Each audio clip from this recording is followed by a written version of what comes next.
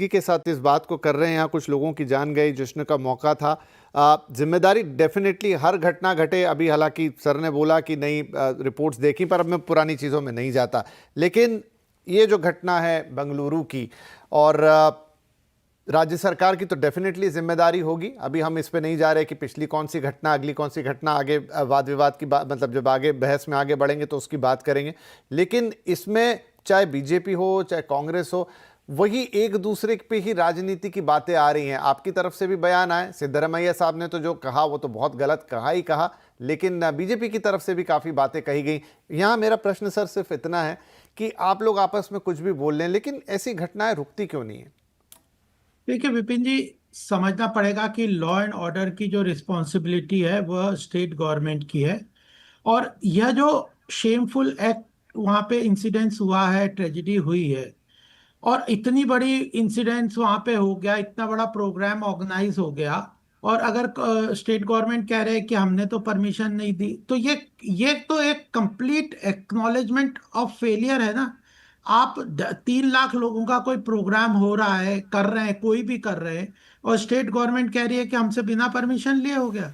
तो कैसे हो गया? तो ये स्टेट गवर्नमेंट क्या कर रही है?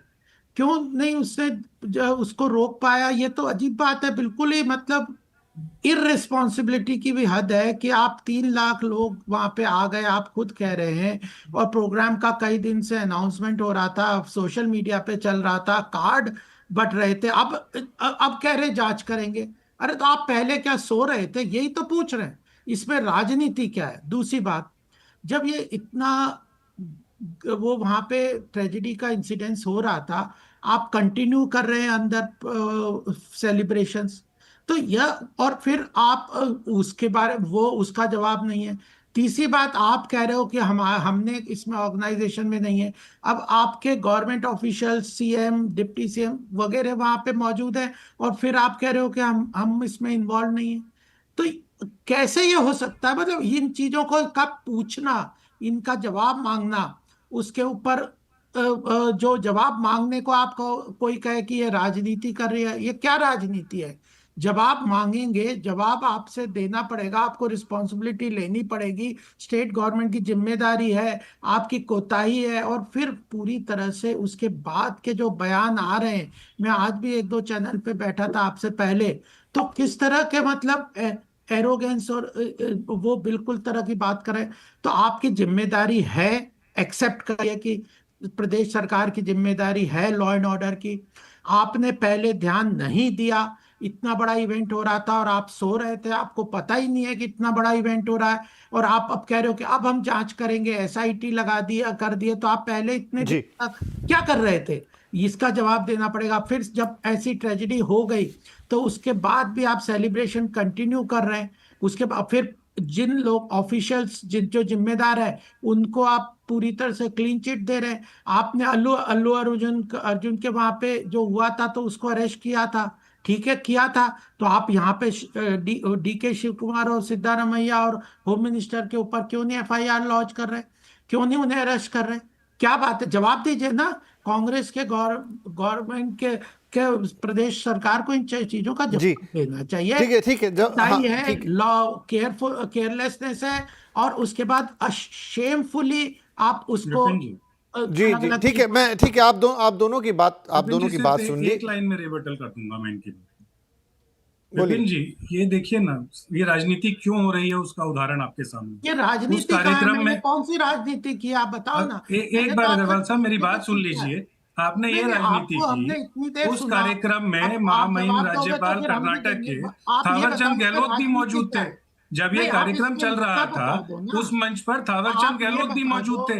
आप अरे कहिए कि महामहिम आप राज्यपाल के खिलाफ उन्हीं धाराओं के अंदर मुकदमा ठीक बनाया है जाए, ठीक है, अभी जिसके अभी लिए ना देखिए आप गोपाल जी, नीरज जी, मुख्यमंत्री की बात कर रहे हैं। गोपाल जी, आप नीरज जी, बोलिए थोड़ा कि थोड़ा राज्यपाल शांति के रखते हैं। ऊपर भी मैं मुद्दा थोड़ा बताइए ना, शांति, ये यहाँ पर हम इस राजनीति तरह क्या से है? नहीं बात करते हैं, ये बार संवेदनशील बार मामला है, एक एक करके चलते हैं। है। बाकी हमारे विक्रम जी, क्योंकि आपने तो इस तरह की कई व्यवस्थाएं संभाली, जो कुछ कल घटा बेंगलुरु में, आपके हिसाब से मैं पूछ रहा हूं, किसकी जिम्मेदारी बनती है? वहां पुलिस भी थी, प्रशासन भी था, राज्य सरकार का वो हेडक्वार्टर है, विधान सौदा पे तो पहले कार्यक्रम होना ही था, इनफैक्ट टीम गई भी थी, वहां पे सम्मान भी हुआ, मुख्यमंत्री ने उन्हें सम्मानित किया, मतलब वो पूरा एक घटनाक्रम चला है।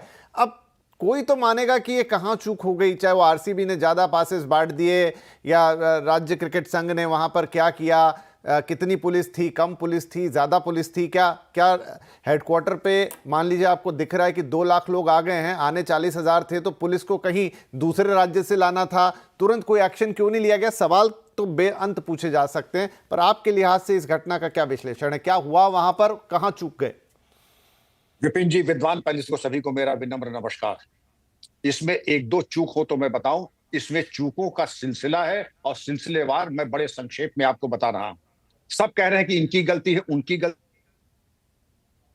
इनकी गलती है, और गलती किसी कोई मान नहीं रहा है।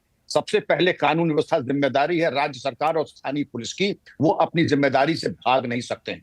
ये कह देना कि हम जिम्मेदार नहीं है, पुलिस कहते कि हम थके हुए थे। मैंने 2 बड़ी क्रांतिकारी वक्तव्य सुने इस प्रकरण में। सरकार कह रही हमारी जिम्मेदारी नहीं है, पुलिस कह रही हम थक गए। मैं कह दूं, पुलिस को अगर गोली भी लगी पुलिस अधिकारी कर्मचारी को, वो ये नहीं कहेगा कि मैं थक चुका हूं।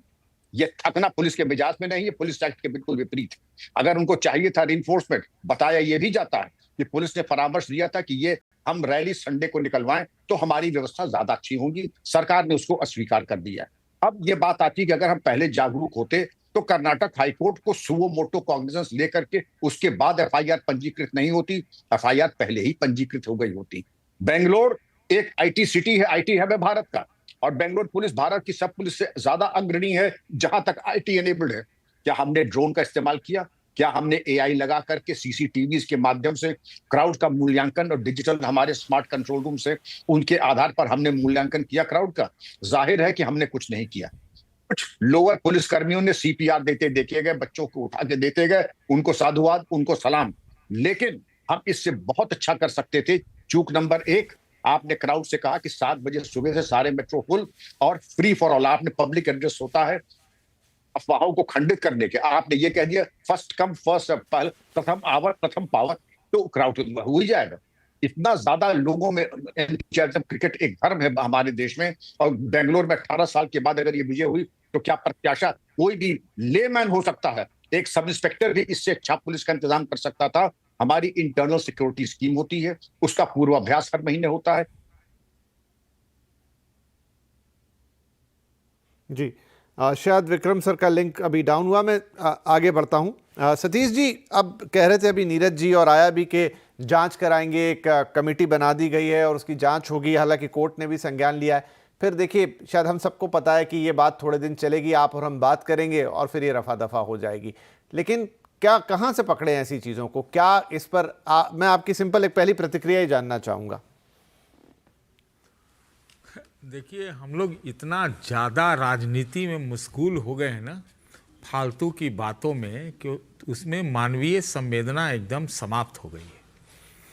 अरे भाई, हर जगह भगदड़ हुआ है, कोई एक जगह तो हुआ नहीं है। इस केस में तो एकदम लगता है जैसे मतलब निर्दोषों का एक मर्डर हो गया। जैसा अभी विक्रम जी बता रहे थे, वो सारी चीज़ें अपने जगह दुरुस्त है कि ये चीज़ें चूक हुई हैं। तो चूक हुई हैं, कोई सरकार कह सकती है क्या? कोई भी सरकार नहीं कह सकती कि आपके आँख के सामने 3 लाख की भीड़ हो जाए, जहाँ 35,000 की व्यवस्था है, तो आपने कैंसिल क्यों नहीं किया?